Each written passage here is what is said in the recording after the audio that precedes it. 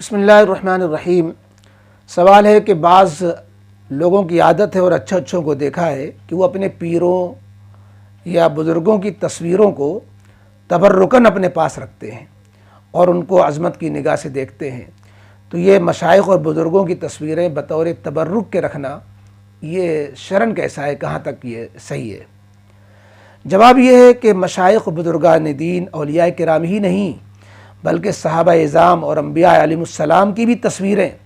اگر دستیاب ہوں تو ان کو بھی بطور یادگار یا بطور تعظیم یا بطور تبرک رکھنا،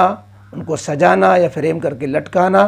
یہ سب منع ہے۔ شرعاً اس کی بالکل اجازت نہیں ہے۔ سورہ نوح کے اندر جو آیت ہے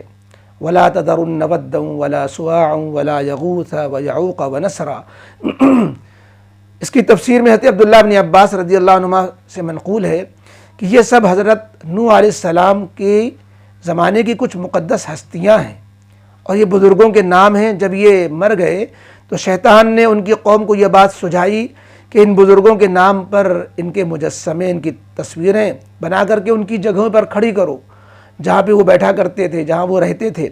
شروع میں تو لوگوں نے کسی نے ان کی عبادت نہیں کی تھی، بطور یادگار کے صرف ان کی تصویروں کو لٹکا دیا تھا۔ بعد میں آنے والی لوگوں نے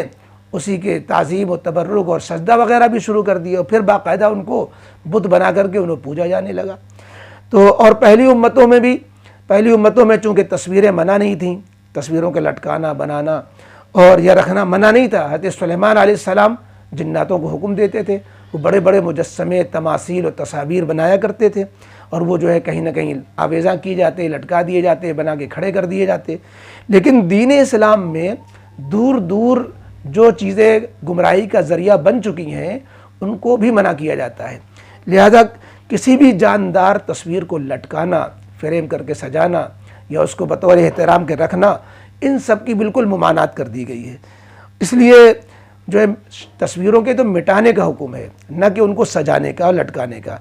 کیونکہ یہی تصویریں آگے چل کر کے پھر غلط رخ اختیار کر لیتی ہیں، کہیں بت پرستی کا ذریعہ بن جاتی ہے، کہیں شرک کا ذریعہ بن جاتی ہیں، کہ لوگ اس سے مرادیں مانگنے لگتے ہیں، کہیں جو ہے ان پر عرضیہ لٹکانے لگتے ہیں۔ دیکھیے تعزیوں کے ساتھ کیا ہوتا ہے، یہی تو کہتے ہیں کہ حضرت حسین کی شبیہ مبارک ہے، نعوذ باللہ، نہ معلوم کیا کیا کہتے ہیں۔ تو مجھے ایک واقعہ یاد آتا ہے، حضرت شاہ عبد العزیز محدث دہلوی رحمۃ اللہ علیہ کے زمانے میں کسی جگہ زمین سے ایک مجسمہ ایسا برآمد ہوا کہ لوگوں نے یہ کہنا شروع کیا کہ یہ رحمت دو عالم صلی اللہ علیہ وسلم کی شبیہ مبارک ہے اور یہ آپ کا مجسمہ ہے۔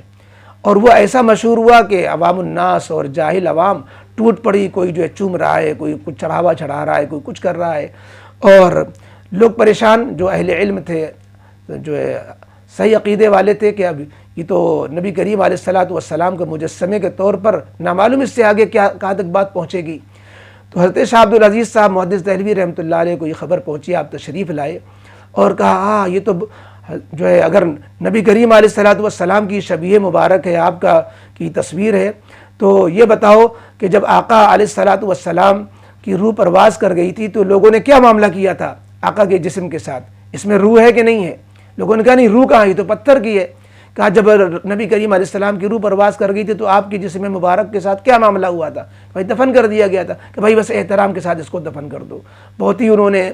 جو ہے معاملے کو خوش اسلوبی سے اس طرح جو ہے فراست اور ہوش مندی سے سمجھایا کہ لوگوں نے بڑے احترام کے ساتھ اس کو دفن کر دیا۔ تو لہذا اگر کسی تصویر کسی مقدس ہستی کی نظر بھی آ جائے تو ہمیں اس کے ساتھ رکھنا نہیں ہے، کہ اس کو جو ہے اکرام کا معاملہ نہیں کرنا ہے، بلکہ زیادہ زیادہ یہ کرنا ہے کہ اس کو دفن کر دینا ہے۔